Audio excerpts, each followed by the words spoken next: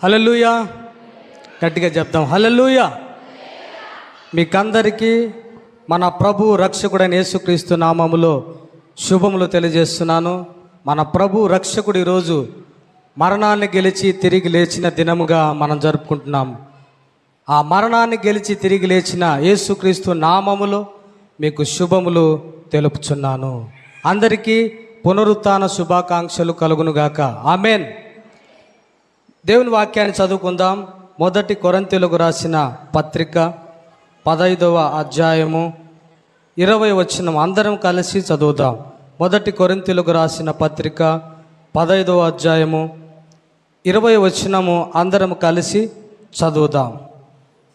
లేకపోతే నేను పలికిస్తాను, పలకండి. ఇప్పుడైతే అందరూ పలకాలి. ఇప్పుడైతే నిద్రించిన వారిలో ప్రథమ ఫలముగా క్రీస్తు మృతులలో నుండి లేపబడి ఉన్నాడు.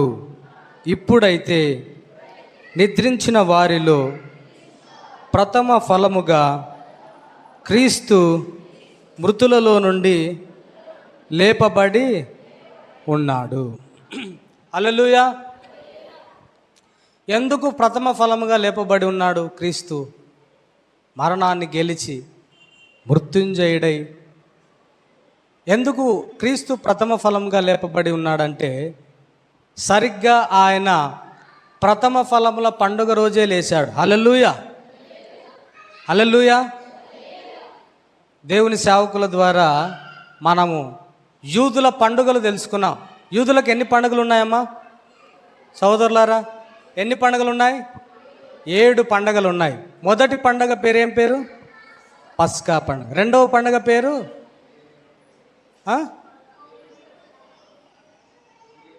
పులియని రొట్టెల పండుగ. మూడవ పండుగ ఇది ఎన్నో పండుగ? ప్రథమ ఫలముల పండుగ. మూడవదా? హల్లెలూయా. సరిగ్గా ప్రథమ ఫలముల పండుగ రోజే యేసు ప్రభు లేవటము జరిగింది. అందుకొరకే ఇప్పుడైతే నిద్రించిన వారిలో క్రీస్తు ప్రథమ ఫలముగా తిరిగి లేపబడ్డాడు. ఎప్పుడు లేచాడు యేసుక్రీస్తు ప్రభు తిరిగి? అందరూ మాట్లాడాలి. ఎప్పుడు లేచాడు యేసుక్రీస్తు ప్రభు తిరిగి? యేసుక్రీస్తు ప్రభు తిరిగి లేచాడు, మృత్యుంజయుడయ్యాడు, మరణాన్ని గెలిచాడు. ఎప్పుడు అని అడుగుతున్నాను. ఆదివారం. ఎన్ని గంటలకు? చాలామంది అనుకుంటూ ఉంటారు, మన కాలమానం ప్రకారం ఆదివారము ఎప్పుడు స్టార్ట్ అవుతుందంటే మధ్యరాత్రి 12 గంటలకు ఆదివారము స్టార్ట్ అవుతుంది కాబట్టి అప్పుడే లేచిండొచ్చేమని చాలామంది అనుకుంటారు. కానీ మనము పోయిన శుక్రవారం కాక అటువైన శుక్రవారము యూదుల దినము ఎప్పుడు ప్రారంభమవుతుందని తెలుసుకున్నాము. సాయంత్రం 6 గంటల నుంచి ఉదయము 6 గంటల వరకు ప్రారంభమవుతుంది యూదుల దినము అని తెలుసుకున్నాము. ఆ లెక్కన చూస్తే ఆదివారం ఎప్పుడు ప్రారంభమైంది? నిన్న రాత్రి సాయంత్రము 6 గంటలకే. ఎప్పుడు లేచాడు యేసుక్రీస్తు ప్రభు? మధ్యరాత్రి 12 గంటలకు కాదు. యూదుల కాలమానం ప్రకారము, వాళ్ళ క్యాలెండర్ ప్రకారము సరిగ్గా యేసు ప్రభు ఆదివారము ఆరంభములోనే సాయంత్రం 6 గంటలకు లేచాడు. ఈ సాయంత్రం 6 గంటలు కాదు, నిన్న సాయంత్రము 6 గంటలు. అందుకొరకే ఇప్పుడైతే ప్రథమ ఫలముల పండుగ రోజున యేసుక్రీస్తు ప్రభు ప్రథమ ఫలముగా ఆయన తిరిగి లేచాడు. హల్లెలూయా. తిరిగి లేచిన యేసుక్రీస్తు ప్రభువును తండ్రి అయిన దేవుడు ఏమంటున్నాడంటే ఆయన ప్రథమ ఫలముగా ఉన్నాడు. యేసుక్రీస్తు ప్రభు ప్రథమ ఫలముగా ఉన్నాడు అంటే అర్థం ఏంటి? ప్రథమ ఫలం అంటే, అమ్మ వాక్యము ప్రారంభించి 2 నిమిషాలు మాత్రమే అయింది, మీరు అప్పుడే డీలవైపోతున్నారు. కనీసం ఒక 45 నిమిషాలైనా వాక్యం వినాలి. కొంచెం యాక్టివ్గా ఉండండి. యేసుక్రీస్తు ప్రభువును ప్రథమ ఫలముగా తండ్రి అయిన దేవుడు ఎందుకు అంటున్నాడు? ఉదాహరణకు ఇక్కడున్న వాళ్ళందరూ పొలాల్లో పనిచేసే వాళ్ళే, రైతులే ఉన్నారు. ప్రథమ ఫలము ఎప్పుడు వస్తుంది? పంట మొదటి ఫలం.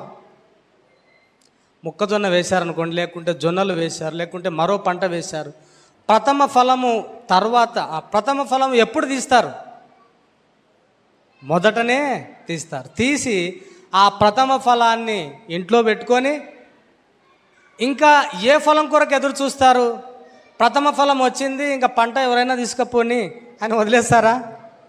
ప్రథమ ఫలము ఉదాహరణకు ఒక సగం సంచి వచ్చిందనుకో, లేకుంటే ఒక 10 జొన్న కంకులు వచ్చాయి, లేకపోతే ఒక 20 మొక్కజొన్న కంకులు వచ్చాయి ప్రథమ ఫలంగా. మిగతా పంట అంతా పొలంలోనే ఉంది, చేనులోనే ఉంది. ఇక ప్రథమ ఫలం వచ్చింది కాబట్టి ఆ పంట పొలంలో ఉన్నదంతా ఇక నాకు వద్దు అనుకుంటాడా రైతు? అది ప్రథమ ఫలం మాత్రమే ఇంట్లో ఉన్నది, తీసుకొచ్చుకున్నది. మిగతాదంతా ఇంకా పండాలి, కొంచెం టైం పడుతుంది.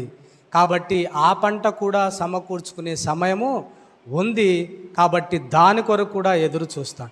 యేసు ప్రభు ప్రథమ ఫలముగా లేపబడి, ప్రథమ ఫలముగా చేర్చబడి, ప్రథమ ఫలముగా తండ్రి అయిన దేవుని సన్నిధిలో ఉన్నాడు. అయితే మనమందరము కూడా పంట పొలములో పైరుగా ఉన్నాము. మనము ప్రథమ ఫలంగా ఇంకా లేము. కానీ ఆ ప్రథమ ఫలముగా చేర్చబడిన యేసు ప్రభు లేపబడినట్లుగానే మనం కూడా లేపబడే ఒక దినం ఉంది. మరణాన్ని గెలిచే దినం ఒక దినం ఉంది. క్రీస్తు దగ్గరికి చేర్చబడే ఒక దినం ఉంది. దానినే మనము జీవ పునరుత్థానం అని అంటాం. హల్లెలూయా, హల్లెలూయా.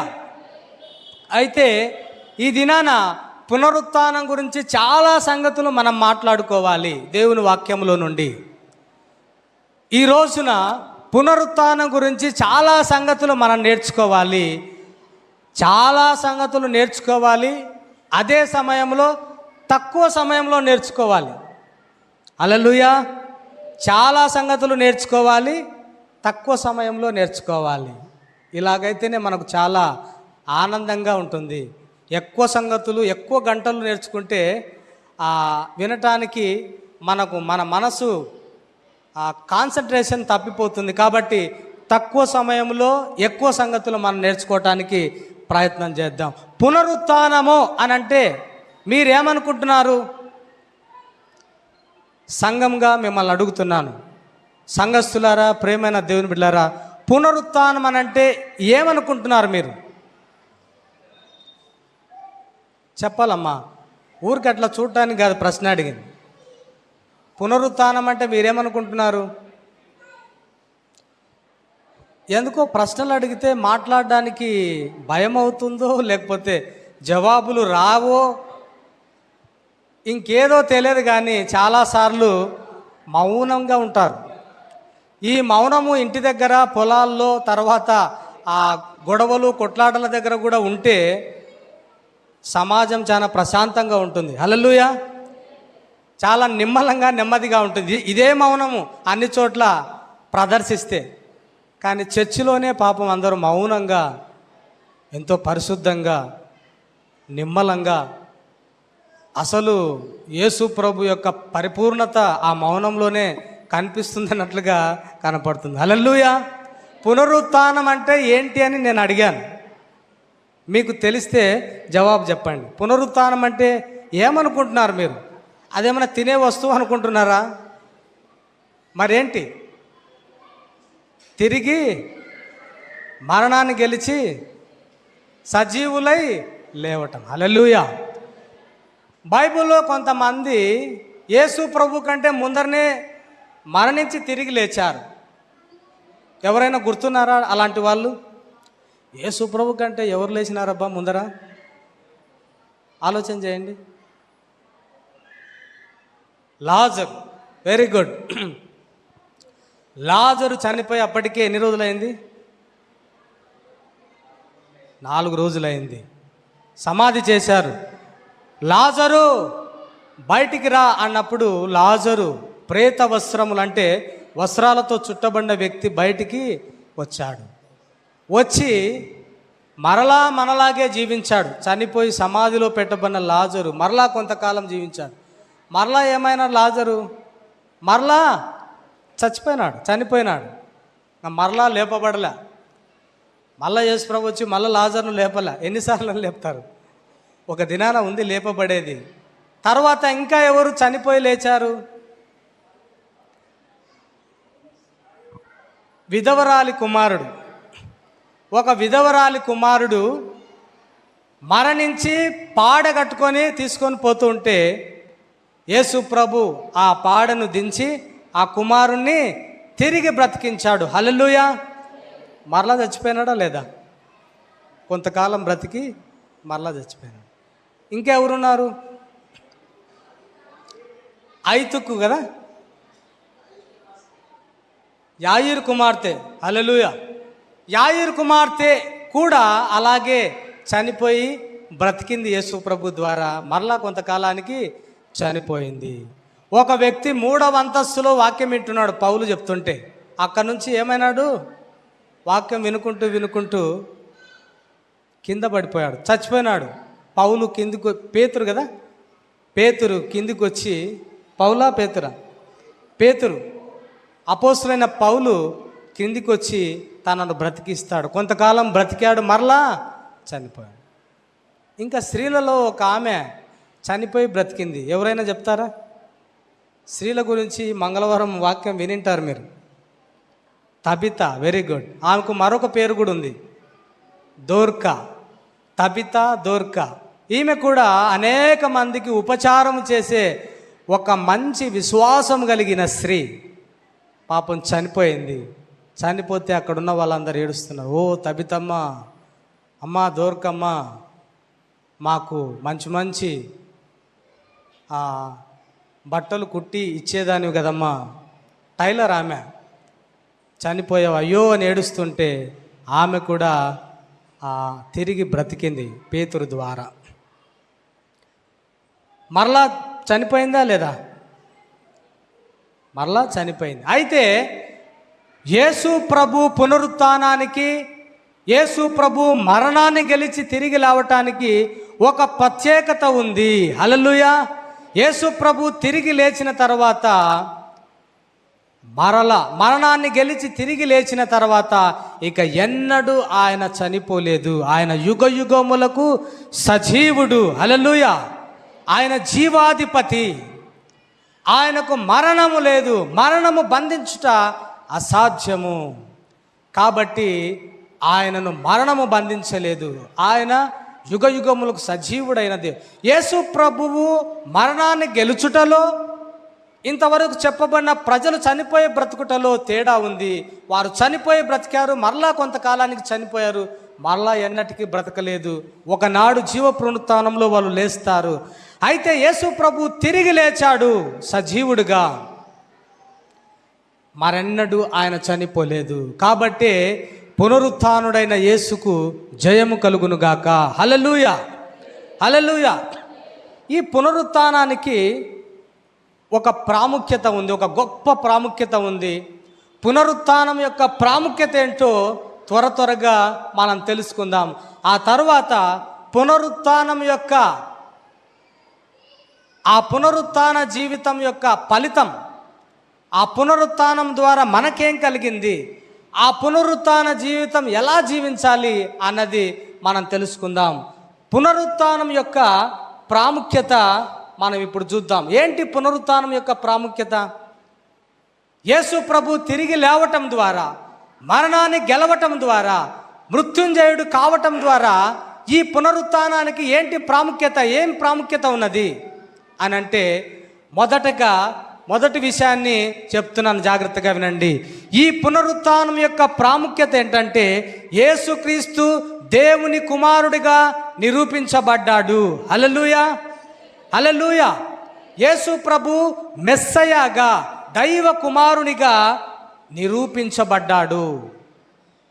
ఈ పునరుత్థానానికి ఉన్న ప్రాముఖ్యత, యేసు మరణాన్ని గెలిచి తిరిగి లేవటము ద్వారా, యేసు పునరుత్థాడు కావటం ద్వారా, యేసు జీవాన్ని కలిగి తిరిగి లేవటం ద్వారా, సమాధిలో నుండి ఆయన మరణాన్ని గెలిచి తిరిగి లేవటంలో ఉన్న ఒక ప్రాముఖ్యమైన విషయం ఏంటంటే, దేవుని కుమారుడు అని నిరూపించబడింది. దేవుని కుమారుడని నిరూపించబడింది. ఆ దినాన చాలామంది యేసు ప్రభు చనిపోతాడు అని అంటూ ఉంటే చాలామంది అనుకున్నారు మెస్సయ అనగా విమోచకుడు, అనగా అభిషక్తుడు, పాపముల నుండి విడిపించడానికి వచ్చిన దైవ కుమారుడు చనిపోడు కదా. పాపముల నుండి విడిపించడానికి వచ్చిన దైవ కుమారుడు చనిపోడు కదా, ఆయన సదాకాలం జీవిస్తాడు కదా, మరెందుకు చనిపోతున్నాడని చాలామందికి అర్థము కాలేదు, అవగాహన కాలేదు. యేసు ప్రభు మరణములో ఉన్న శక్తి, మరణించటానికి వచ్చిన కారణము, ఇలా ఇంత శాపగ్రస్తమైన మరణము పొందటము అన్నది ఎవరు జీర్ణించుకోలేకపోయారు, ఎవరికి అవగాహన అవటం లేదు. కానీ యేసు ప్రభు తిరిగి లేవటం ద్వారా, యేసు ప్రభు పునరుత్థానుడు అవటం ద్వారా ఈయన దైవ కుమారుడే అని నిరూపించబడింది. కొన్ని మాటలు టక్టగా మనం చదువుదాం. రోమీలకు రాసిన పత్రిక 1వ అధ్యాయము 4వ వచనం చదువుదాం. రోమీలకు రాసిన పత్రిక 1వ అధ్యాయము 4వ వచనం చదువుదాం. తీసిన వాళ్ళు కొంచెం స్పీడ్గా చదువుదాం. రోమా 1:4. ప్రత్యేకింపబడిన వాడైన పౌలు, చూడండి, రోమాలో ఉన్న దేవుని ప్రియులందరికీ అనగా పరిశుద్ధులుగా ఉన్నటకు పిలువబడిన వారికి అందరికీ శుభమని చెప్పి వ్రాయినది. మన తండ్రి అయిన దేవుని నుండి మన ప్రభు అయిన యేసుక్రీస్తు నుండి కృపా సమాధానములు మీకు కలుగునుగాక. దేవుడు తన కుమారుడును మన ప్రభు అయిన యేసుక్రీస్తు విషయమైన ఆ సువార్తను పరిశుద్ధ లేఖనముల యందు తన ప్రవక్తల ద్వారా ముందు వాగ్దానం చేసెను. యేసుక్రీస్తు శరీరమును బట్టి దావీదు సంతానముగాను, మృతులలో నుండి పునరుత్థానుడైనందున, చూడండి, మృతులలో నుండి పునరుత్థానుడైనందున పరిశుద్ధమైన ఆత్మను బట్టి దేవుని కుమారుడుగాను ప్రభావముతో నిరూపింపబడెను. హల్లెలూయా. యేసు ప్రభు మరణాన్ని గెలిచి మృత్యుంజయుడై తిరిగి లేవటం ద్వారా ఒక నిరూపణ జరిగింది. అదేం నిరూపణ అంటే ఇతడు దేవుని కుమారుడే. ఇంతకు ముందు అందరూ కలిసి ఆయనను చంపటానికి గల కారణం ఏంటి? ఇతడు దేవుని కుమారుడు కాదు. యేసుక్రీస్తు ప్రభు నేను దైవ కుమారుడు అని చెప్పుకుంటూ ఉంటే ఇతడు దేవదూషణ చేస్తున్నాడు, ఇతడు తండ్రికి కుమారుడని చెప్పుకుంటున్నాడు, ఇతడు మెస్సయ్య అని చెప్పుకుంటున్నాడు, ఇతడు విమోచకుడు అని చెప్పుకుంటున్నాడు, ఇతన్ని చంపాలి అని ప్రయత్నం చేసి చివరికి వాళ్ళు చంపారు. అయితే ప్రేమైన దేవుని బిడ్డలారా, ఇతడు దైవ కుమారుడే అని నిరూపించబడింది, ఇతడు దేవుని కుమారుడే అని నిర్ధారణ అయ్యింది. తను మరణాన్ని గెలిచి మృత్యుంజయుడై తిరిగి లేవటం ద్వారా ఇది మొదటి ప్రాముఖ్యత, పునరుత్థానానికి ఉన్న ప్రాముఖ్యత.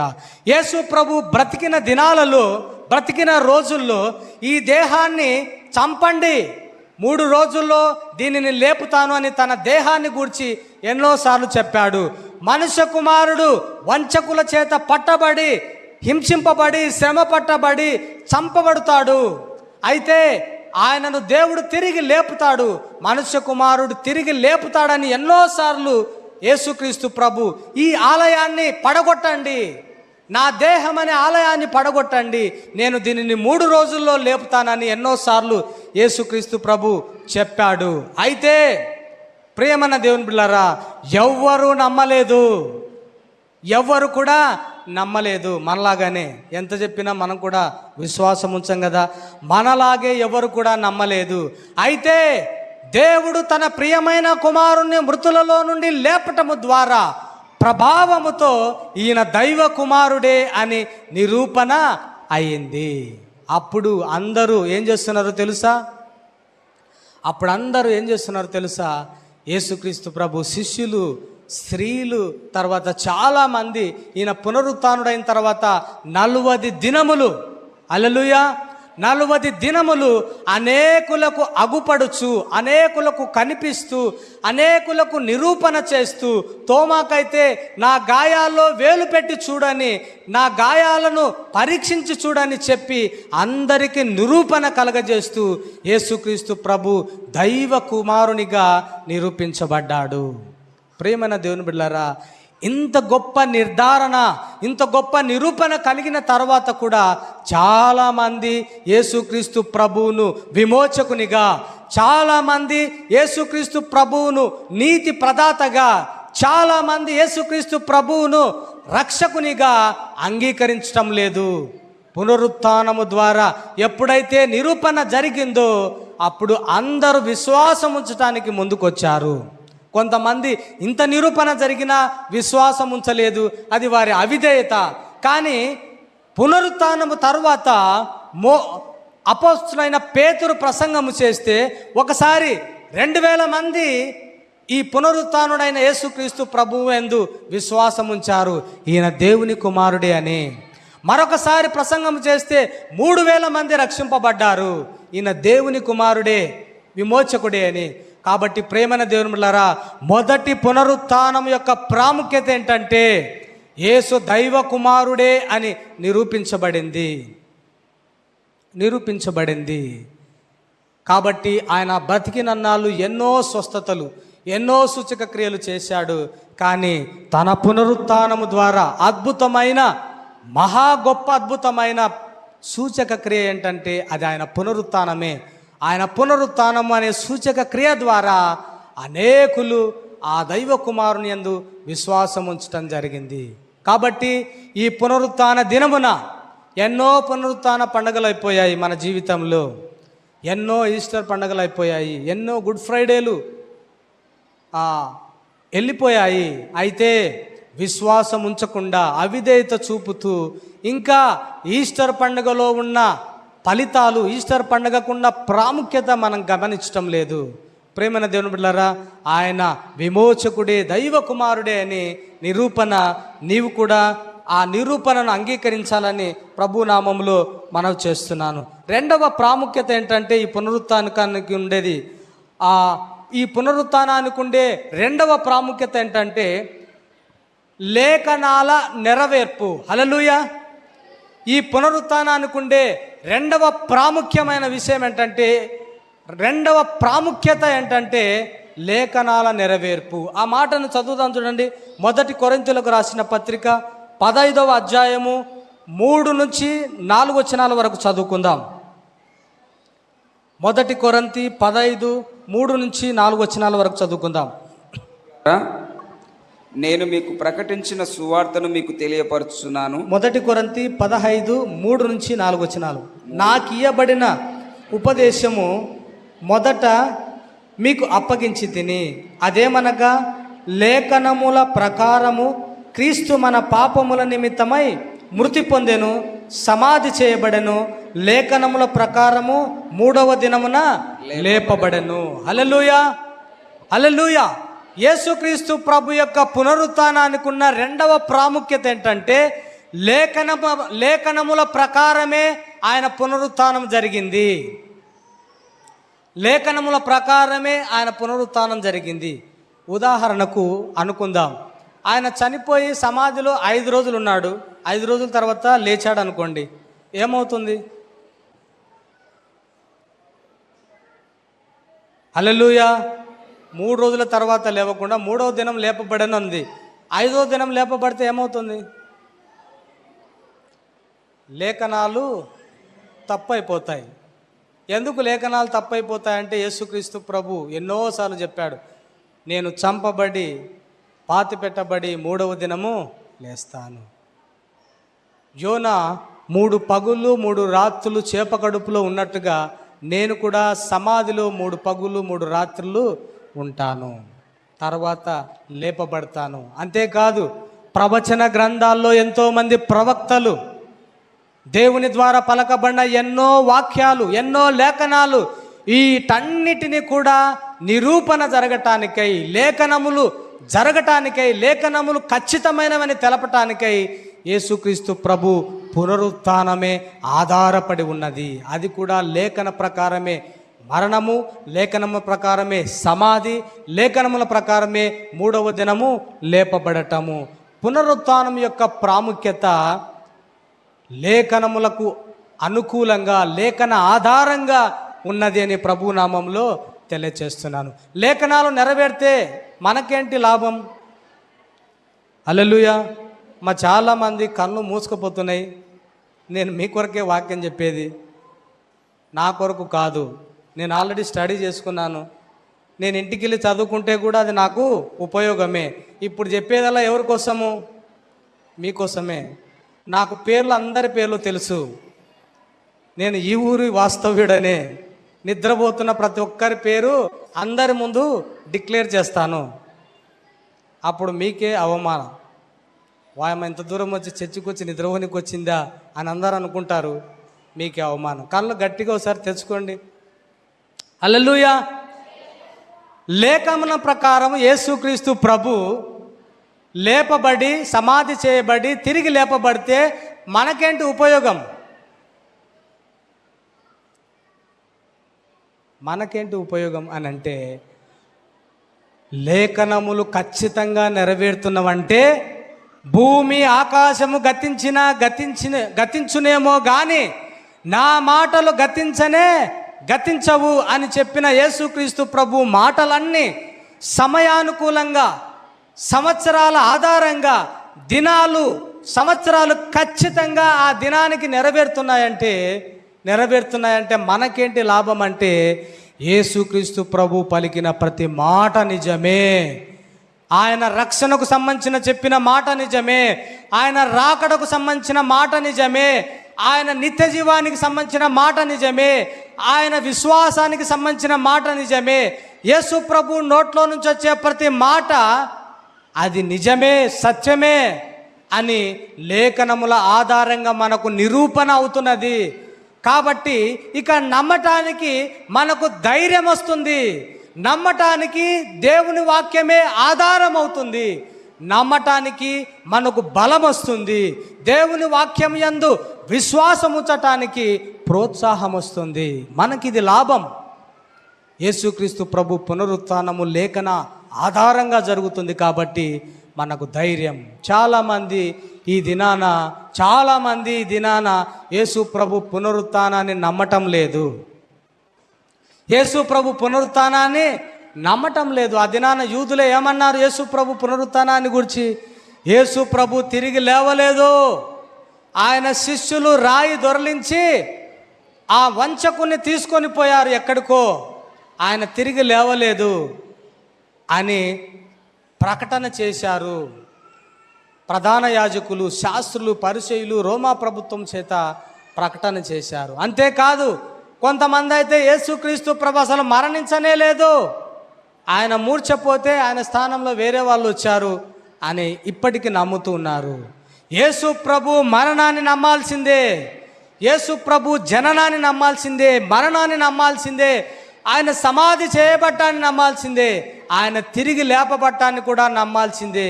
అవన్నీ కూడా లేఖన ఆధారంగా దేవుడు పరిశుద్ధ గ్రంథములో లిఖించాడు, చరిత్రలో జరిగిన సంఘటనలు. కాబట్టి ఇవి వాస్తవాలు అని మనము ధైర్యంగా విశ్వాసం ఉంచి దేవుని స్తుతించవలసిన వారమై ఉన్నాము. కాబట్టి ప్రేమైన దేవుని బిడ్డలారా, దీనికి ఎంతోమంది సాక్షులు ఉన్నారు. ఆ దినాన మగ్దలేని మరియా, మరొక మరియా, తర్వాత స్త్రీలు, శిష్యులు, తర్వాత 500 మందికి ఒకసారి, వీటన్నిటికీ రెఫరెన్సులు ఉన్నాయి. పౌలుకు, తోమాకు, ఎంతోమందికి అగుపట్టం జరుగుతుంది.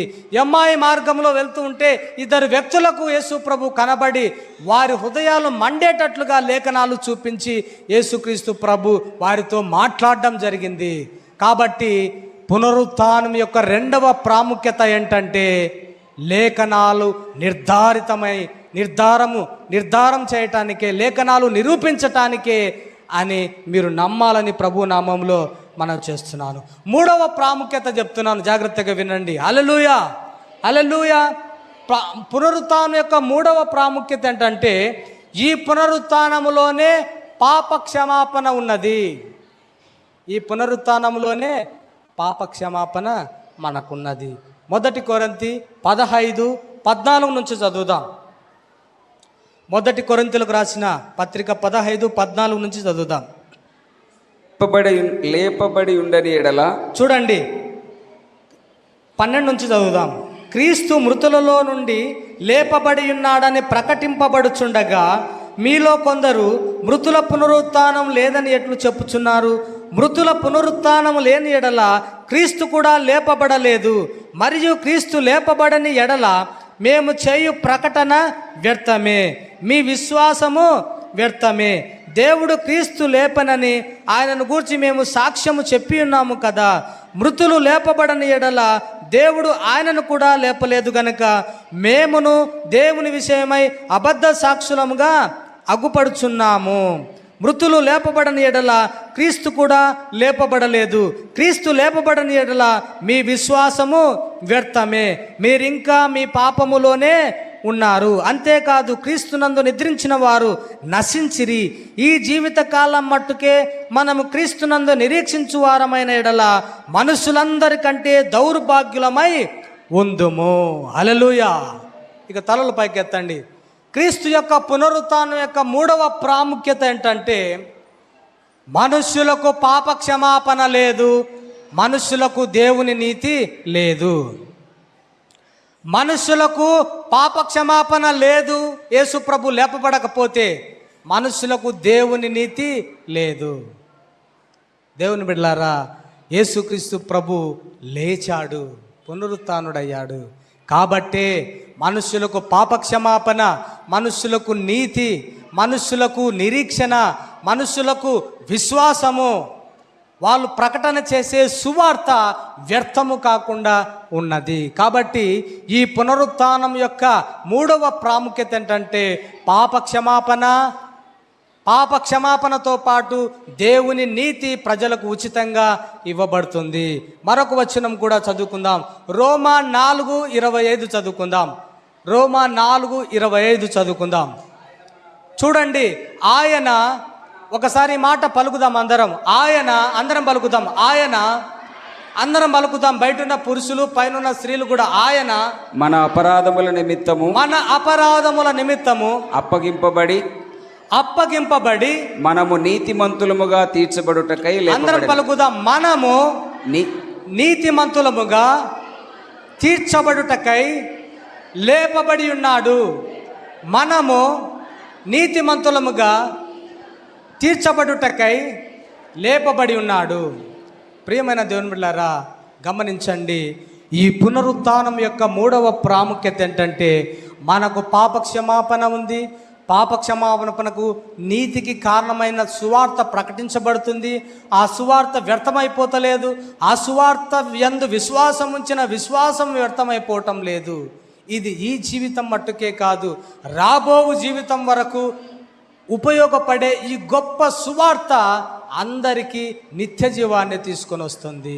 ఈ సువార్తను ప్రకటించే శిష్యులు అబద్ధ సాక్షులుగా పిలువబట్టం లేదు. వారు సత్య సంబంధులే, నిజమైన సాక్షులే, నిజమైన సువార్తికులే. ఈ మాటలు నిజమే అని వారు కూడా ప్రకటిస్తుండగా వారి సాక్ష్యం కూడా నిజమే, సత్యమే అని నిరూపించబడుతున్నది. కాబట్టి ఇక మనం ధైర్యంగా ఉండొచ్చు. హల్లెలూయా. కాబట్టి మనం నెమ్మదిగా ఉండొచ్చు. హల్లెలూయా. మనము నమ్మిన సువార్త చాలా విలువైనది, ఇది శ్రేష్టమైనది, నిత్య జీవాన్ని ప్రసాదించేదే అని మనము ధైర్యంగా విశ్వాసం ఉంచవచ్చు. ఇన్ని రోజులు మన సంఘంలో ప్రకటించబడుతున్న ఈ కృపా సువార్త, ఈ నీతి సువార్త, ఈ నిత్య జీవానికి సంబంధించిన సువార్త ఇది సత్యమే, ఇది వాస్తవమైనదే అని మనము కర్రాఖండిగా నమ్మి విశ్వాసం ఉంచి ధైర్యంగా నిత్య జీవానికి పాత్రులు కావచ్చు. ఈ పునరుత్థానమే దీనికి ఆధారమై ఉన్నదని మీరు నమ్మాలి. కాబట్టి ప్రియమైన దేవుని బిడ్డలారా, పునరుత్థానం యొక్క ప్రాముఖ్యత ఈ విధంగా ఉన్నది అని మనం తెలుసుకోవాలి. తర్వాత ఈ పునరుత్థానానికి ఉన్న నాలుగవ ప్రాముఖ్యత, ఈ పునరుత్థానానికి ఉన్న నాలుగవ ప్రాముఖ్యత ఏంటంటే యేసు, ఆయన దైవత్వము నిరూపించబడింది. యేసుక్రీస్తు మానవుడు 100%, యేసుక్రీస్తు ప్రభు దేవుడు 100%. ఆయన దైవ మానవుడు. పాపలను రక్షించటానికి క్రీస్తు యేసు అనే నరుడు ఈ లోకానికి వచ్చాడు. అంత మాత్రమే కాదు, ఈ క్రీస్తు యేసు అనే నరుడు ఎక్కడి నుంచి వచ్చాడు? తండ్రి పంపబడితే వచ్చిన దైవ మానవుడు. ఆది యందు వాక్యం ఉండెను, ఆ వాక్యము దేవుని యొద్ద ఉండెను, ఆ వాక్యమే దేవుడై ఉండెను. ఆ దేవుడే శరీరాన్ని ధరించుకొని మనిషినిగా, నరవతారిగా, మానవుడిగా మన మధ్యలో సంచరించుచు మనకు నీతిని ప్రసాదించటానికై, మన పాప క్షమాపణకై, మనకు సువార్త ద్వారా నిత్య జీవాన్ని ఇవ్వటానికై, ఆయన యందు విశ్వాసం ఉంచటం ద్వారా మనకు కలిగే ఆ గొప్ప రక్షణ అనే భాగ్యాన్ని ఇవ్వటానికి దైవ మానవుడు వచ్చాడు.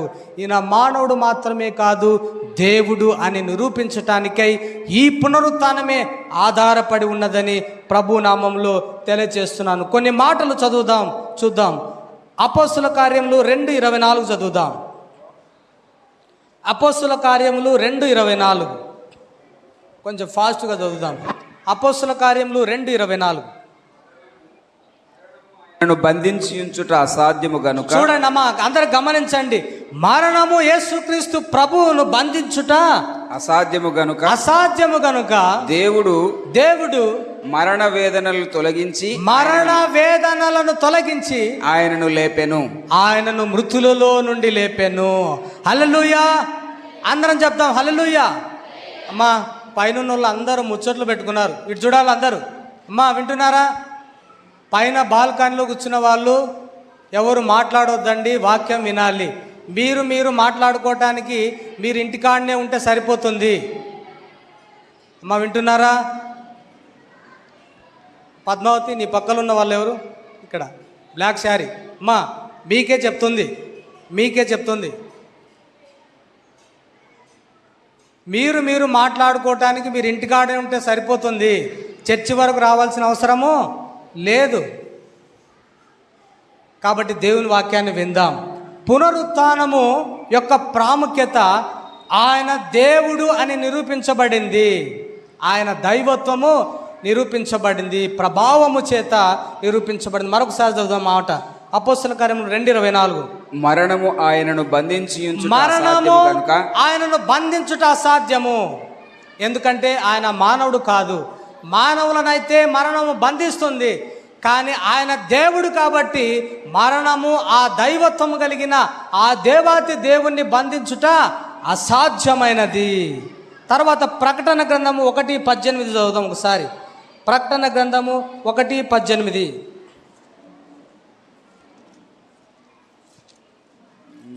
ప్రకటన గ్రంథము 1:18. నేను మొదటివాడను. చూడండి, యేసు ప్రభు చెప్తున్నాడు, నేనే మొదటివాడను, కడపటివాడను, జీవించువాడను, మృతుడనైతిని గాని. ఇదిగో చూడండి, నేను మరణాన్ని పొందితిని గాని ఇదిగో యుగయుగములు సజీవుడనై ఉన్నాను. హల్లెలూయా, హల్లెలూయా. ఒకసారి అందరం చప్పట్లు కొట్టి దేవుని నామాన్ని మహిమపరుద్దాం. గట్టిగా చప్పట్లు కొడదాం. ఇదిగో నేను మరణించి తిని కానీ యుగయుగములకు నేను సజీవుడనై ఉన్నాను. మరణము నన్ను బంధించి ఉంచుట అసాధ్యము. నేనే ఆదియు అంతమునై ఉన్నాను, నేనే అల్ఫా ఒమేగానై ఉన్నాను అని దేవుడు చెప్తున్నాడు. కాబట్టి ప్రియమైన దేవుని బిడ్డలారా, ఈ పునరుత్థానము యేసుక్రీస్తు ప్రభు దేవుడే అని నిరూపించబడింది. ఎందుకో తెలుసా? శాస్త్రులు, పరిసయ్యులు, ప్రధాన యాజకులు చాలామంది ఈయన దేవుడు అని చెప్పుకుంటున్నాడు కాబట్టి నన్ను రాళ్లతో కొట్టి చంపాలి, ఈయన దైవ దూషణ చేస్తున్నాడు కాబట్టి ఈయనను సిలువేయాలి, ఈయన దేవుడని చెప్పుకుంటూ ఎన్నోసార్లు మా మతాన్ని కించపరుస్తున్నాడు, ఈయన అబ్రహాము కంటే ముందే ఉన్నానని చెప్పుకుంటున్నాడు కాబట్టి ఈయనను చంపాలి అని ప్రయత్నం చేస్తున్నాడు. అయితే పునరుత్థానుడు కావటము ద్వారా ఏ ప్రధాన యాజకులైతే దేవదూషణ చేశాడని ఈయన పైన అభియోగము మోపారు, వారందరూ కూడా ముక్కు మీద వేలేసుకున్నారు.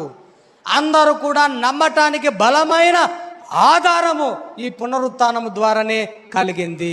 ఆయన దైవము, ఆయన దేవుడు, ఆయన దేవుని కుమారుడని నిరూపణ జరిగిందని ప్రభు నామంలో తెలియజేస్తున్నాను. యోహాను సువార్త 10:18 ఒకసారి చదువుదాం. యోహాను సువార్త 10:18.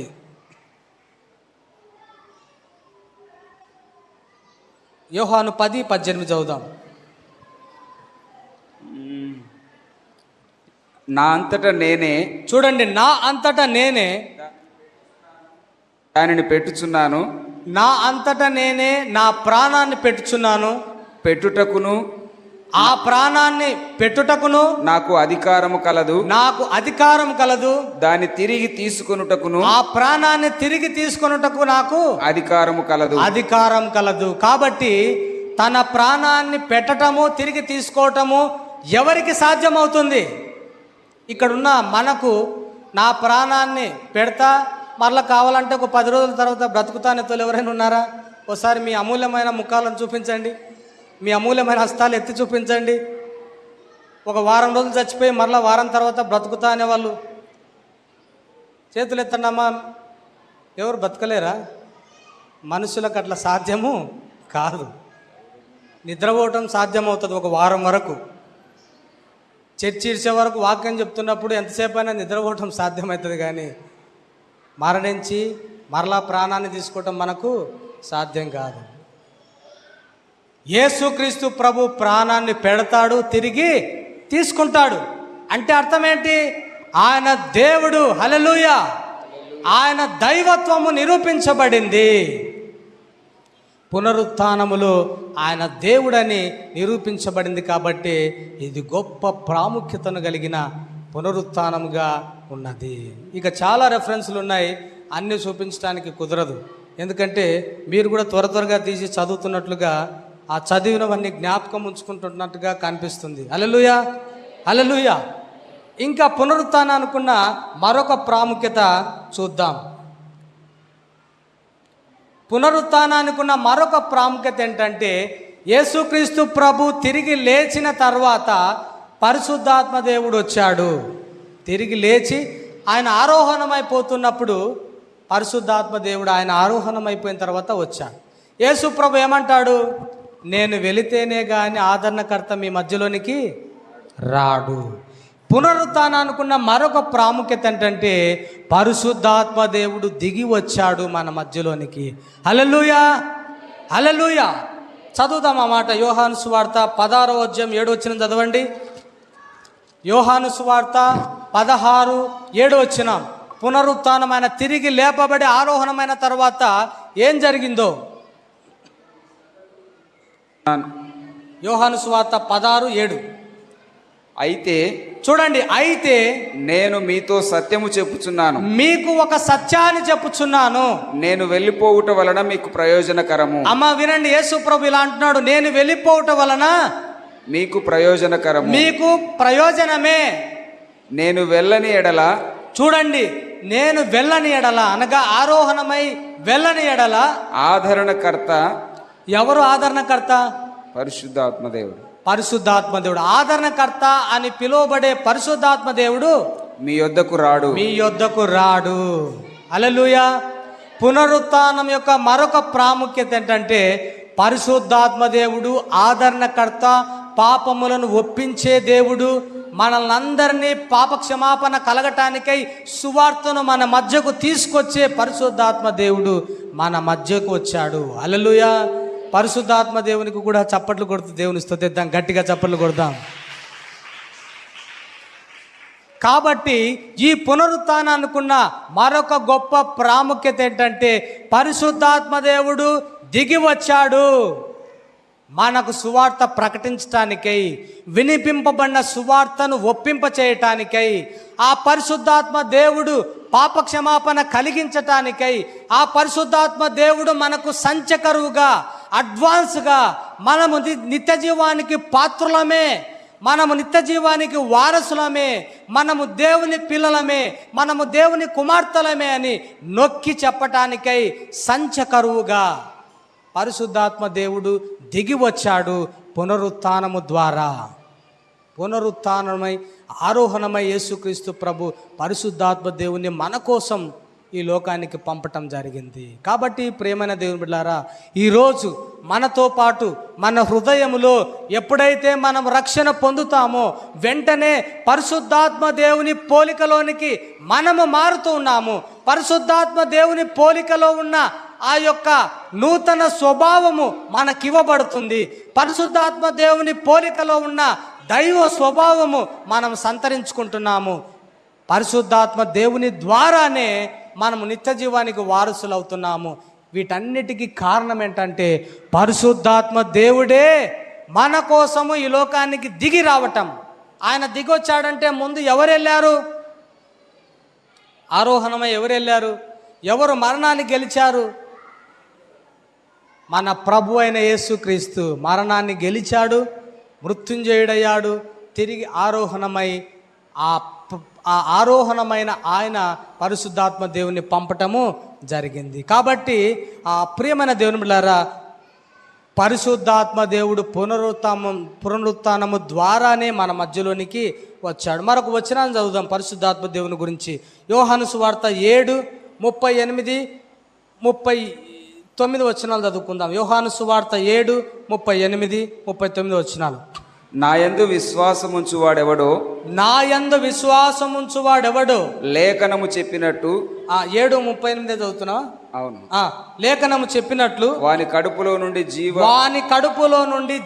జల నదులు పారునని బిగ్గరగా చెప్పెను. తన యందు విశ్వాసముంచువాడు పొందబోవు ఆత్మను గూర్చి. చూడండి, వినండి ఈ మాట.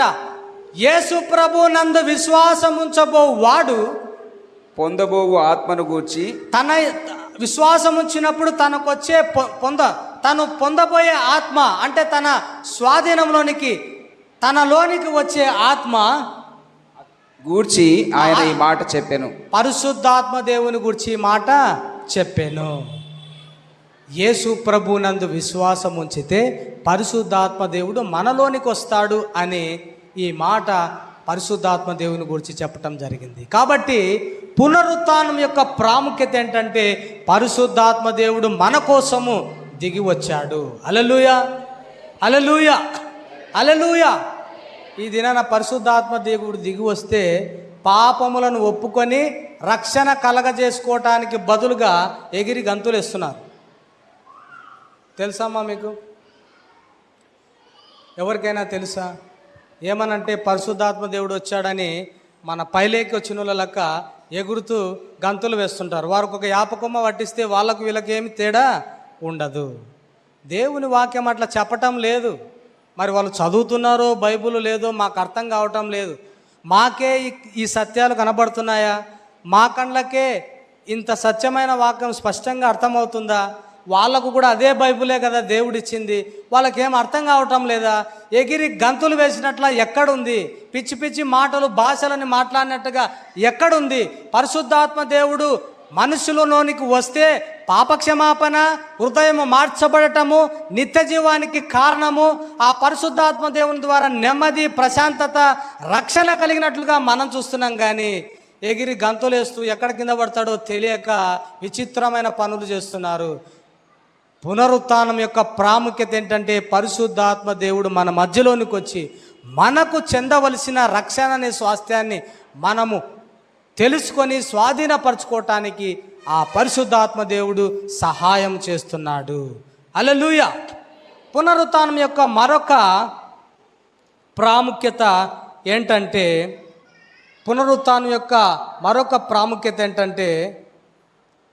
మనమందరము తిరిగి లేస్తాము. హల్లెలూయా. చదువుదాం అన్నమాట. ఈ పునరుత్థానము యేసు ప్రభు పునరుత్థానము జరగటము ద్వారా, యేసు ప్రభు ప్రథమ ఫలముగా 3వ దినమున లేపబడటము ద్వారా, యేసుక్రీస్తు ప్రభు మరణాన్ని గెలిచి మృత్యుంజయుడై తిరిగి లేపబడటము ద్వారా మనకు ఒకటి అర్థమవుతుంది. అదేంటంటే మనము కూడా లేస్తాము. హల్లెలూయా. మనము కూడా తిరిగి లేస్తాము. జీవ పునరుత్థానము ద్వారా మనం కూడా లేపబడతాము అన్నది నిరూపణ అవుతున్నది. అది ఈ పునరుత్థాన ప్రాముఖ్యతలోనే మనకు తెలుస్తుంది. చదువుదాం ఆ మాట చూడండి. 1 కొరింథీయులకు రాసిన పత్రిక 15వ అధ్యాయము 51 నుంచి చదువుదాం. 1 కొరింథీ 15:51 నుంచి చదువుదాం. ఇదిగో చూడండి అమ్మ, మీరు కూడా మీ బైబిల్. ఇదిగో మీకు ఒక మర్మము తెలుపుచున్నాను. మనమందరము నిద్రించము కాని, మనమందరము చనిపోము కాని, నిమిషములో ఒక రెప్పపాటున కడబూర మ్రోగగానే మనమందరము మార్పు పొందుదుము. బూర మ్రోగును, అప్పుడు మృతులు అక్షయులుగా లేపబడుదురు. మనము మార్పు పొందుదుము. క్షయమైన ఈ శరీరము అక్షయతను ధరించుకొనవలసి ఉన్నది, మర్త్యమైన ఈ శరీరము అమర్త్యతను ధరించుకొనవలసి ఉన్నది. ఈ క్షయమైనది అక్షయతను ధరించుకున్నప్పుడు, ఈ మర్త్యమైనది అమర్త్యతను ధరించుకున్నప్పుడు విజయమందు మరణము మృంగివేయబడనని అని చెప్పబడిన వాక్యము నెరవేరును. హల్లెలూయా! గట్టిగా చెప్దాం, హల్లెలూయా, హల్లెలూయా. దేవుని బిడ్డలారా, ఈ పునరుత్థానం యొక్క ప్రాముఖ్యత మరొక కారణం ఏంటంటే మనమందరము జీవ పునరుత్థానంలో లేపబడతాం. మనమందరము జీవ పునరుత్థానంలో లేపబడతాము. ఎవరైతే క్రీస్తునందు మృతులైతారో వారు మొదట లేస్తారు. ఆ మీదట సజీవులుగా ఉన్న మనము యేసు ప్రభు కడబూరం రోగగానే ఈ లోకానికి ఆయన మధ్యాకాశానికి మేఘాల పైన వస్తూ ఉన్న సమయంలో మనం గనుక చనిపోకపోతే, యేసు ప్రభు మధ్యాకాశంలో మేఘాల మీద వచ్చిన సమయంలో, మధ్యాకాశంలో ఆయన వచ్చినప్పుడు, మేఘాల మీద వచ్చినప్పుడు మనం గనుక చనిపోకుండా ఉంటే మన శరీరాలు మార్చబడతాయి. ఇప్పుడున్న రక్త మాంసములు కలిగిన ఈ శరీరము మార్చబడుతుంది. అక్షయమైన శరీరము, మహిమ శరీరాన్ని మనము దాల్చుకుంటాము. వెంటనే ఆయనతో పాటు ఎత్తబడతాము. వెంటనే ఆయనతో పాటు ఎత్తబడతాము. ఒకవేళ చచ్చిపోయామనుకోండి, యేసు ప్రభు రాకడ కంటే ముందరనే చనిపోయామనుకోండి, ఏం జరుగుతుంది? సమాధులలో నుండి మనం లేపబడతాము. హల్లెలూయా! క్రీస్తునందు చనిపోయిన మనము మృతులలో నుండి లేపబడతాము. చనిపోయిన మనము, మృతతుల్యమైన మనము, మన దేహములు మృతులలో నుండి మహిమ దేహములుగా దాల్చుకొని సజీవులుగా ఉన్న వారు మనము అందరము కలిసి యేసు ప్రభుని ఎదుర్కొని మేఘాల మీద కొనిపోబడతాము. ఇదంతా యేసు ప్రభు లేపబడటంలోనే మనకు తెలుస్తుంది. హల్లెలూయా! యేసు ప్రభు సిలువ వేసినప్పుడు ఎన్ని గంటలకు చనిపోయాడమ్మా? ఒకసారి చెప్పండి, ఎన్ని గంటలకు చనిపోయాడు? ఉదయం ఎన్ని గంటలకు సిలువేశారు? 9 గంటలకు సిలువేశాడు. మధ్యాహ్నం ఎన్ని గంటలకు చనిపోయాడు? 3 గంటలకు చనిపోయాడు. అప్పుడు ఒక గొప్ప సంఘటన జరుగుతుంది. ఏం జరుగుతుంది? ఆ ప్రాంతమంతా గొప్ప చీకటి, మహాభూకంపం కలిగి సమాధులలో ఉన్న వాళ్ళు అనేకులు లేస్తారు. చదివారా మాట? సమాధులలో ఉన్న అనేకులు లేస్తారు. యేసు ప్రభు సిలువలో చచ్చిపోయినప్పుడు సంఘటన నేను చెప్తున్నాను. సమాధులలో ఉన్న అనేకులు లేపబడి వారు అనేకులకు పట్టణంలో అగుపడిరి అనుంది. హల్లెలూయా! అగుపడిరి అని ఉంది.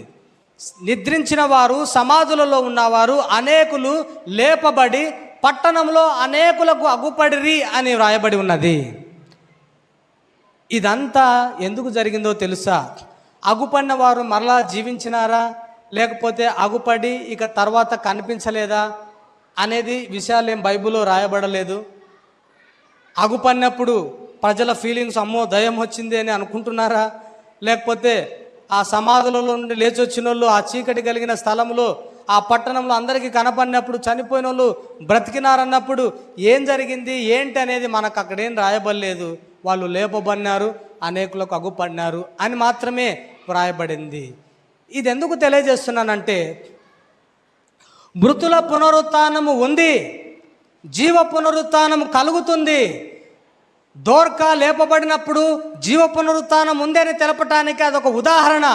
లాజరు లేపబడినప్పుడు జీవ పునరుత్థానము ఉంది అనటానికి నిదర్శనము. విధవరాలి కుమారుడు లేపబడినప్పుడు ఒక దినాన చనిపోయిన వారు లేస్తారు, క్రీస్తునందు మృతులైన వారు అని నిదర్శనంగా ఈ పునరుత్థానాలు జరుగుతున్నాయి. కాబట్టి యేసు ప్రభు యొక్క పునరుత్థాన ప్రాముఖ్యత ఏంటంటే, యేసునందు విశ్వాసం ఉంచిన వారు చనిపోయినా బ్రతుకుతారు. హల్లెలూయా! ఇదేమన్నా బ్యాడ్ న్యూసా, చెడ్డ వార్తనా? మరెందుకు మూతి మార్చుకున్నారు? కొద్దిగా నవ్వండి. హల్లెలూయా, హల్లెలూయా! చనిపోయినా బ్రతుకుతారు. చచ్చిపోయి ఎక్కడో నరకంలో ఉంటారనంటే, క్రీస్తునందున్న వారు చనిపోయి నరకంలో ఉంటారంటే అది చెడ్డ వార్త.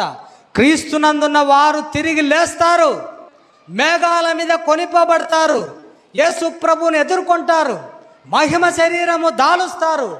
యేసు ప్రభు లాగానే వాళ్ళు ఉంటారు. ప్రభు ఎట్టివాడుగా ఉన్నాడో వారు కూడా అలా మారుతారు.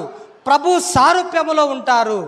అక్కడ అందరూ కూడా దేవుని వలె, దేవుని కుమారులు కుమార్తెలుగా పిలువబడతారు. దేవుని ఐశ్వర్యాన్ని, దేవుని దీవెనలను, దేవుని ఆస్తికంతా వారసులుగా, పరలోకమంతా అనుభవించేంత దేవుని పిల్లలుగా మనం ఉంటాం అక్కడ. ఇదంతా జరగాలంటే యేసు ప్రభు పునరుత్థానంలోనే ఉంది. ఆయన లేస్తేనే మనం లేస్తాం. హల్లెలూయా. ఆయన లేవకపోతే మనం లేవం. ఎందుకంటే యేసు ప్రభు మరణించిన సమయంలో మనం కూడా ఆయనలో ఉన్నాము.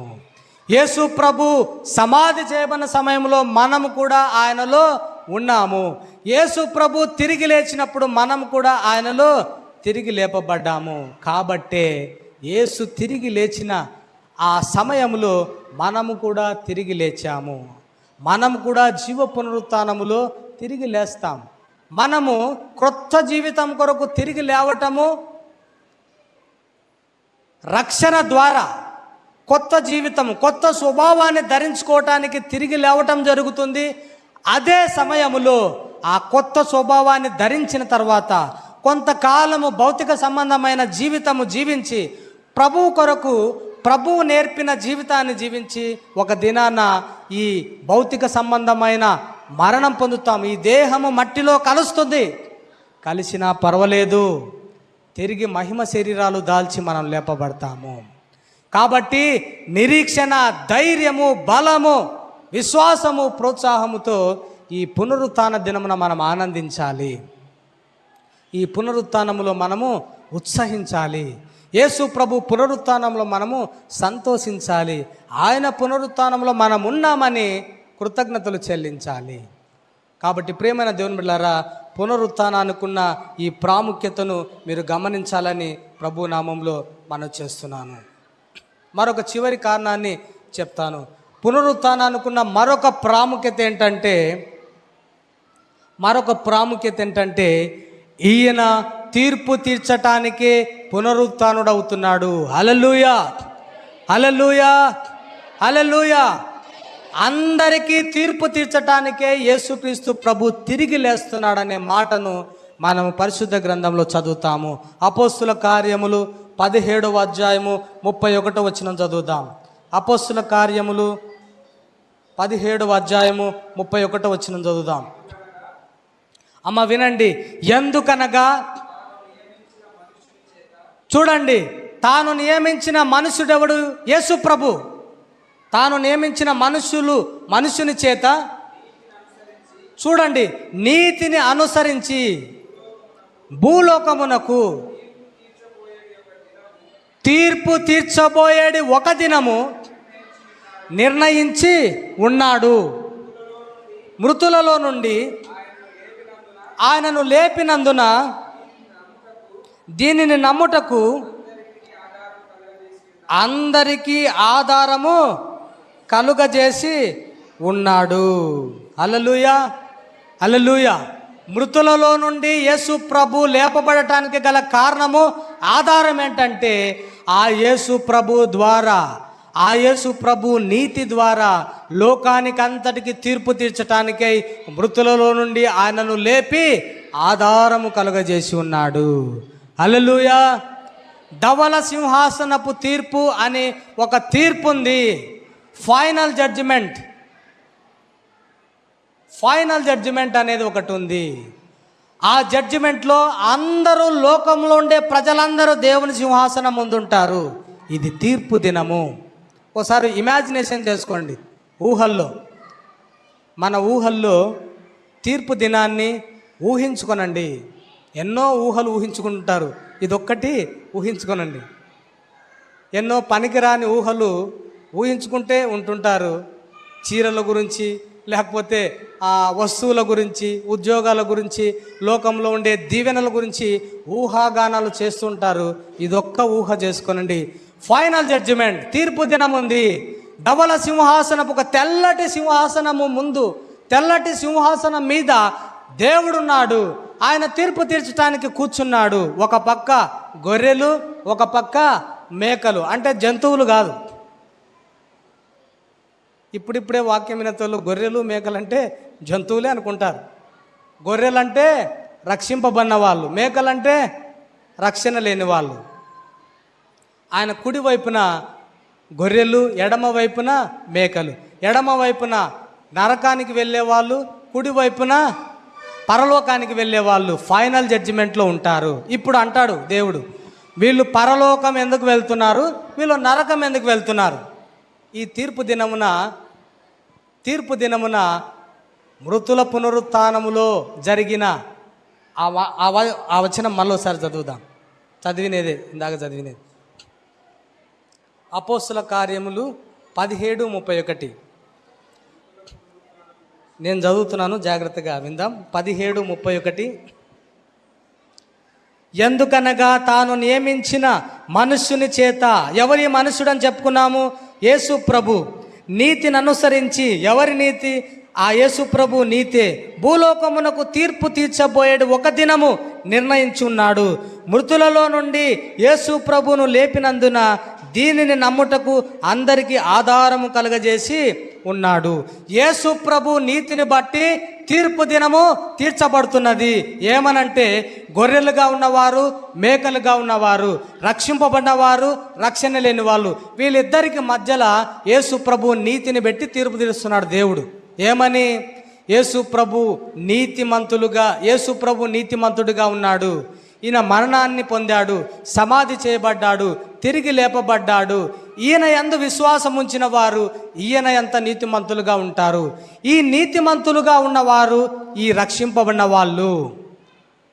యేసు ప్రభు నీతి మోపబడిన వాళ్ళు ఈ రక్షణ పొందిన వారు. గొర్రెలు, మేకలను పిలువబడుతున్న మీరు ఈ నీతిని విశ్వాసం ఉంచలేదు, ఈ నీతిని అవమానపరిచారు. యేసు ప్రభు నీతిని నమ్మలేదు. అంత మాత్రం నమ్మితేనే వస్తుందా అని మీరు అనుకున్నారు. యేసు ప్రభు నీతిలో ఉండే శక్తి మీకు అర్థం కాలేదు. మీ నీతి క్రియల మీదనే, లేకపోతే మరొక దేవతల నీతిల మీదనే ఆధారపడిన కారణంగా మీరు నరకానికి వెళ్తారు. ఈ యేసు ప్రభు నీతిని నమ్మిన ఈ రక్షింపబడిన ప్రజలు పరలోకానికి వెళ్తారని ధవల సింహాసనపు తీర్పులో నిరూపించబడుతుంది. ఆ తీర్పులో జడ్జిమెంట్ ఇవ్వటము జరుగుతుంది. కాబట్టి ఈ పునరుత్థానము ఆ జడ్జిమెంటు తీర్పున్నదని దానికి ఆధారం కలుగజేసి ఉన్నాడు తండ్రి అయిన దేవుడు. ఆ తీర్పు దినమున ఒక మనుష్యుడు, ఆ మనుష్యుడు యేసు ప్రభు ఆ మనుష్యుని నీతి ఇతరులపై మోపబడటము, దానిని పొందుకోవటము, దాని యందు విశ్వాసం ఉంచటము ద్వారా వారు నీతిమంతులు అవుతున్నారు. వారి క్రియల ద్వారా వారు నీతిమంతులు కాలేదు.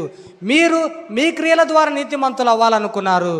కాబట్టి తీర్పు దినమున మీరు నరకానికి, కుడివైపున ఉన్న మీరు రక్షింపబడిన వారు మీరు పరలోకానికి వెళ్తారని ఆ తీర్పులో బయలుపరచబడుతుంది.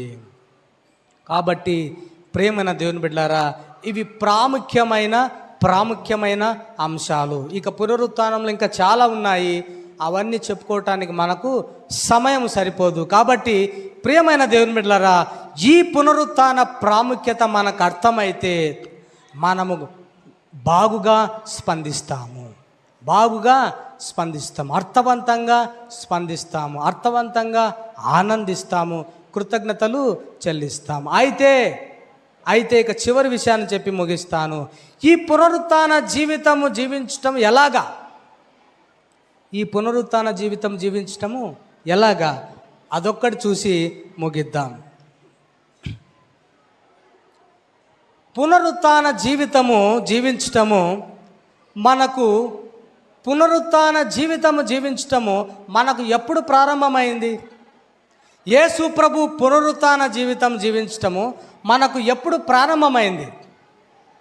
ఈ పునరుత్థాన జీవితం ఎప్పుడు ప్రారంభమైంది? ఈ పునరుత్థాన జీవితము ద్వారా మనకు కలిగిన లాభం ఏంటి?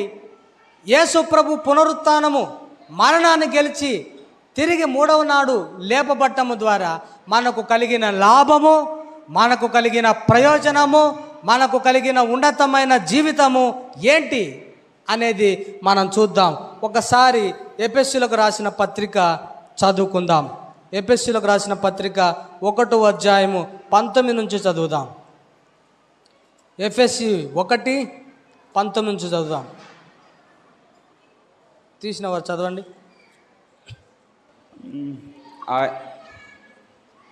మరియు మీ మనోనేత్రములు వెలిగింపబడినందున చూడండి, వినండి, జాగ్రత్తగా వినండి. మరియు మీ మనోనేత్రములు వెలిగింపబడినందున ఆయన మిమ్మును పిలిచిన పిలుపు వలనైన నిరీక్షణ ఎట్టిదో, ఆయన మిమ్మును పిలిచిన పిలుపు వలనైన నిరీక్షణ ఎట్టిదో, పరిశుద్ధులలో ఆయన స్వాస్థ్యము యొక్క మహిమ ఐశ్వర్యము ఎట్టిదో, ఆయన క్రీస్తునందు వినియోగపరిచిన తండ్రి అయిన దేవుడు క్రీస్తునందు వినియోగపరిచిన బలాతిశయమును బట్టి విశ్వసించు మనయందు ఆయన చూపుచున్న తన శక్తి యొక్క అపరిమితమైన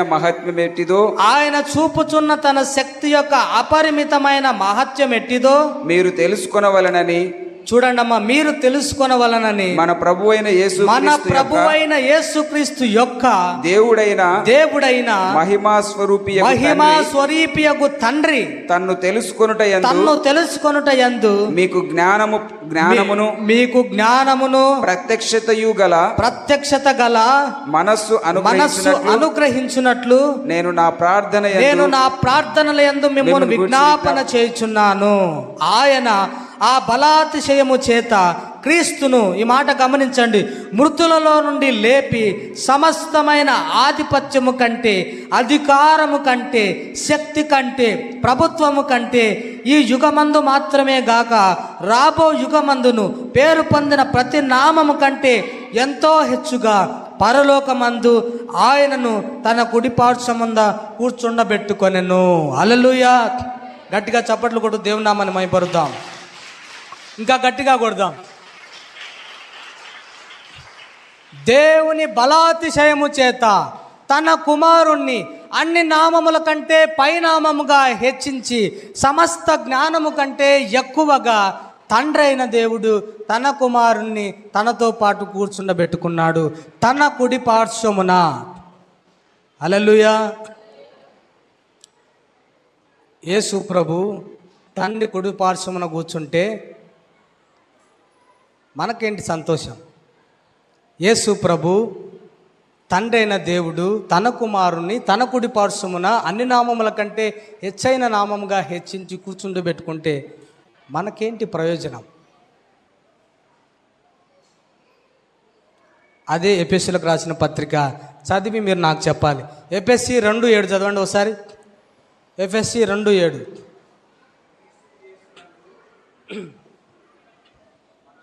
క్రీస్తు యేసు నందు, చదువుతున్నారమ్మా, ఎఫెసీ 2:7.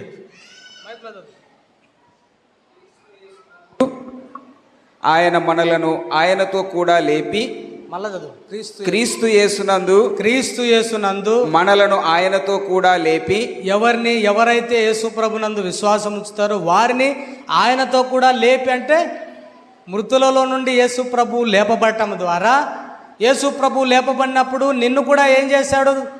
తండ్రి అయిన దేవుడు నిన్ను కూడా లేపి పరలోకమందు ఆయనతో కూడా కూర్చుండబెట్టెను. ఆయన అంటే ఎవరిక్కడ? యేసుక్రీస్తు ప్రభుతో పాటు నిన్ను కూడా ఏం చేశాడు? తండ్రి అయిన దేవుడు కూర్చుండబెట్టుకున్నాడు ఆయనతో పాటు. హల్లెలూయా, హల్లెలూయా. ఇంత గొప్ప ఆధిక్యత కలిగినప్పుడు చాలామంది ఏం చేస్తున్నారు తెలుసా? ఆవులిస్తున్నారు. నోరు గట్టిగా తెరిచి ఆవులిస్తున్నారు. యేసు ప్రభుతో పాటు పరలోకంలో మీరు తండ్రి యొక్క కుడిపార్శ్వన కూర్చున్నారంటే ఏంటి? ఆవులించే సమయమా మాది? ఆవులింతలు ఇచ్చే సమయం అది?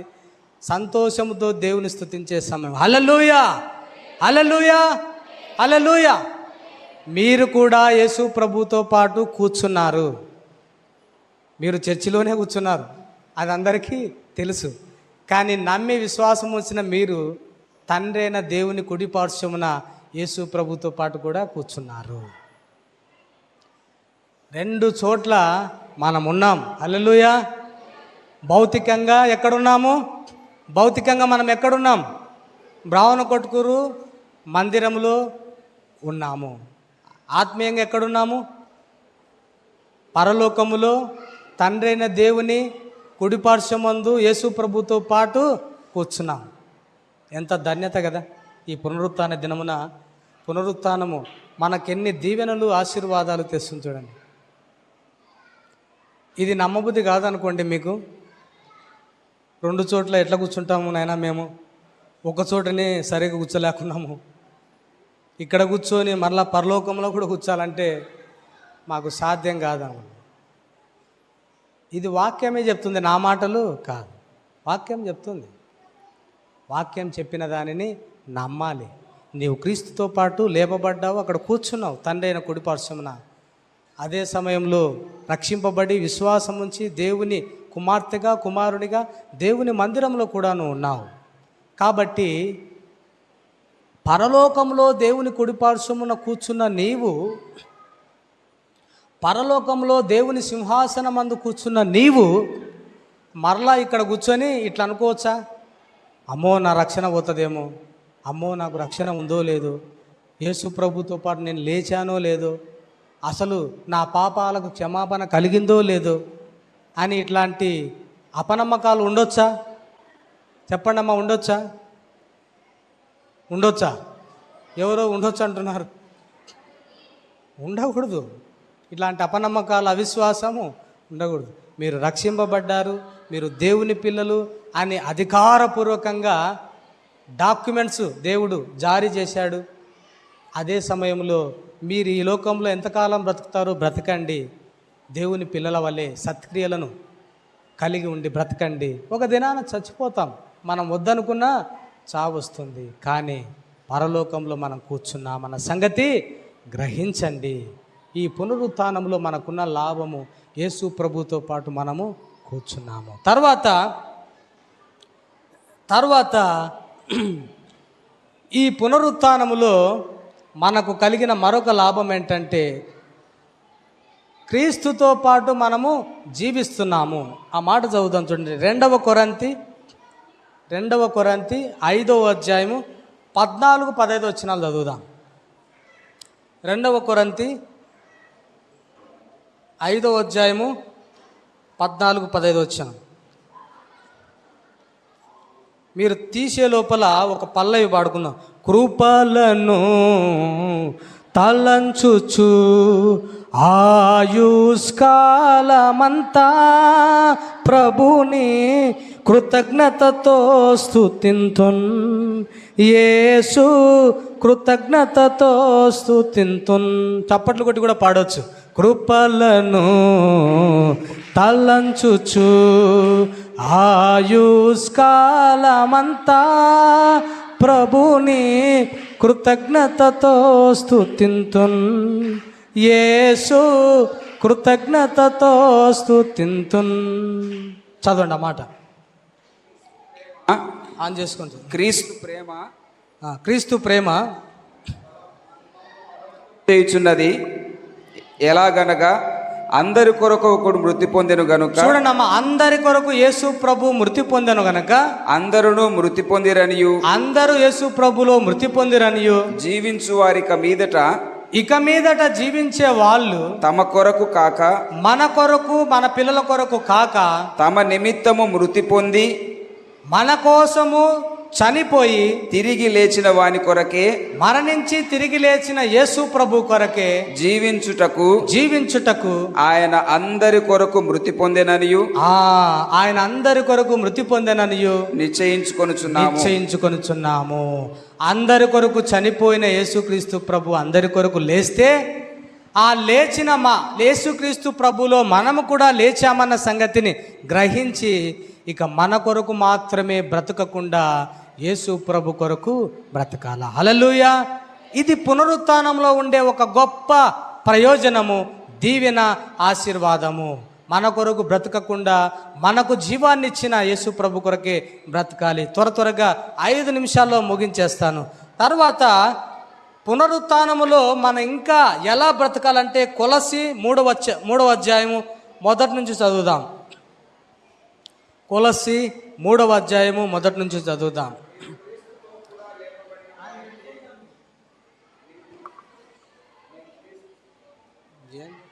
మీరు క్రీస్తుతో కూడా లేపబడిన వారైతే. అమ్మ చూడండి, మీరు గనక యేసు ప్రభుతో పాటు లేపబడితే పైనున్న వాటినే వెదకుడి. పైనున్న వాటినే వెదకండి. అక్కడ క్రీస్తు దేవుని కుడిపార్శ్వమున కూర్చుండి ఉన్నాడు. దేవుని కుడిపార్శ్వమున కూర్చున్నాడు. మీరు కూడా అక్కడే కూర్చున్నారు. పైనున్న వాటి మీదనే కాని భూ సంబంధమైన వాటి మీద మనస్సు పెట్టుకోవద్దండి. హల్లెలూయా, హల్లెలూయా. ఎలయనగా మీరు మృతి పొందారు. మీ జీవము క్రీస్తుతో కూడా మీరు తిరిగి లేచారు. మీ జీవము యేసు ప్రభుతో పాటు దేవుని యందు దాచబడి ఉన్నది. హల్లెలూయా. మనకు కలిగిన నిత్య జీవము, మనము పొందబోయే స్వాస్థ్యము యేసు ప్రభుతో పాటు తండ్రి అయిన దేవుడు దాచాడు. కాబట్టి పైనున్న దేవుని స్వాస్థ్యాన్ని మనం వెతకాలి. పైనున్న క్రీస్తుతో పాటు ఉన్న ఆశీర్వాదాలను మనం వెతకాలి. అంతేకాని పైనున్న వాటిని వెతకాలంటే పైన ఏముండవో అర్థం కాక, పైన ఏముండవో తెలుసుకోలేక ఆ అటకల మీద సుంచుల మీద ఎతికితే ఏమీ ఉండవు. పైనున్న యేసు ప్రభుతో పాటు ఏ దీవెనలు ఉన్నాయో, ఏ ఆశీర్వాదాలు ఉన్నాయో, క్రీస్తుతో పాటు మనకున్న దాచబడిన స్వాస్థ్యం ఎంత గొప్పదో మనకు అర్థమైతే, మృతులలో నుండి లేచిన యేసు ప్రభుతో పాటు నువ్వు లేచి ఆయనతో పాటు కూర్చున్నావన్న సంగతి అర్థమైతే ఆ జీవము నీకు అర్థమవుతుంది. తర్వాత ఇక ముగించేస్తున్నాను, సమయం ఇప్పటికే చాలా అయిపోయింది. మనము త్రిత్వములో ఏకమై ఉన్నాము. యేసు ప్రభు మనల్ని కలుపుకున్నాడు, తండ్రిని కలుపుకున్నాడు, పరిశుద్ధాత్మ దేవుని కలుపుకొని మన అందరితో పాటు మనల్ని నమ్మిన వీళ్ళందరినీ కలుపుకుంటున్నామని యోహాను సువార్తలో చెప్తున్నాడు. పునరుత్థానంలో దీవెనలో ఈ ఆశీర్వాదాలు మనకున్నాయి. ఒకసారి ఆ మాట చదువుదాం. యోహాను సువార్త 11:25 చదువుదాం. యోహాను సువార్త 11:25. అందుకు యేసు పునరుత్థానమును జీవమును నేనే, నా యందు విశ్వాసముంచువాడు చనిపోయినను బ్రతుకును. కాబట్టి పునరుత్థానములో మనం యేసు ప్రభునందు విశ్వాసం ఉంచితే యేసు ప్రభుతో పాటు ఐక్యమై ఉంటామన్న సంగతి మనం గ్రహించాలి. అంత మాత్రమే కాదు, ఈ పునరుత్థానములో మనము విజయములో జీవిస్తున్నాము. హల్లెలూయా. మనము జయించే జీవితంలో జీవిస్తున్నాము. అది కూడా ఆ 1 కొరింథీ 15వ అధ్యాయంలో రాయబడి ఉన్నది. 15వ అధ్యాయము చదువుదాం. ఒక్క మాట చదివి ముగించేద్దాం. 1 కొరింథీ 15వ అధ్యాయము 50వ వచనం, 56వ వచనం. మరణపు ముళ్ళు పాపము. 55వ వచనం. ఓ మరణమా నీ విజయం ఎక్కడా? ఓ మరణమా నీ ముళ్ళెక్కడా? మరణపు ముళ్ళు పాపమునకున్న బలము ధర్మశాస్త్రమే. ఆయనను మన ప్రభు అయిన యేసుక్రీస్తు మూలముగా మనకు జయము అనుగ్రహించుచున్న దేవునికి స్తోత్రము కలుగును గాక. నా ప్రియ సహోదరులారా, మీ ప్రయాసము ప్రభువునందు వ్యర్థము కాదని ఎరిగి స్థిరులను కదలిన వారును ప్రభువు కార్యాభివృద్ధి యందు ఎప్పటికీ ఆసక్తులై ఉండండి. మరణపు ముళ్ళును దేవుడు విరిచేశాడు. హల్లెలూయా. విజయమందు మనల్ని జీవింపచేస్తున్నాడు. ఈ జీవన విధానములో మనము దేవుని కోసం చేసే ప్రతి కార్యాభివృద్ధి వ్యర్థము కాదని ఎరిగి కదల్చక నిలబడుతూ దేవుని కోసం ప్రయాసతో ముందుకు సాగాలని ప్రభు నామములో మనం చేస్తున్నాం. అంతేకాదు, క్రీస్తు ప్రథమ ఫలముగా లేచాడు. ఆయన దగ్గరికి మనము చేర్చబడతాము, ఆయన కుడిపార్శ్వమునకు చేర్చబడతాము. పునరుత్థానంలో ఎన్నో దీవెనలు ఉన్నాయి. ఇక చెప్పుకుంటూ పోతే ఎన్నో ఉన్నాయి. అయితే ఉన్న దీవెనలను, వినిపించిన దీవెనలను మనం నమ్మితే అదే గొప్ప ఆనందము. వినిపించబడిన ఈ దీవెనల యందు ఆనందిస్తే పునరుత్థానంలో ఉన్న ప్రాముఖ్యత మనకు అర్థమైతే దేవుని యందు ఎంతో ఆనందిస్తూ ఈ లోకములో మనము పరలోక జీవితాన్ని ఆనందిస్తూ జీవించగలమని తెలియజేస్తూ ఈ మాటలు ముగిస్తున్నాను. దేవుడి మాటలను దీవించి ఆశీర్వదించునుగాక. ఆమెన్.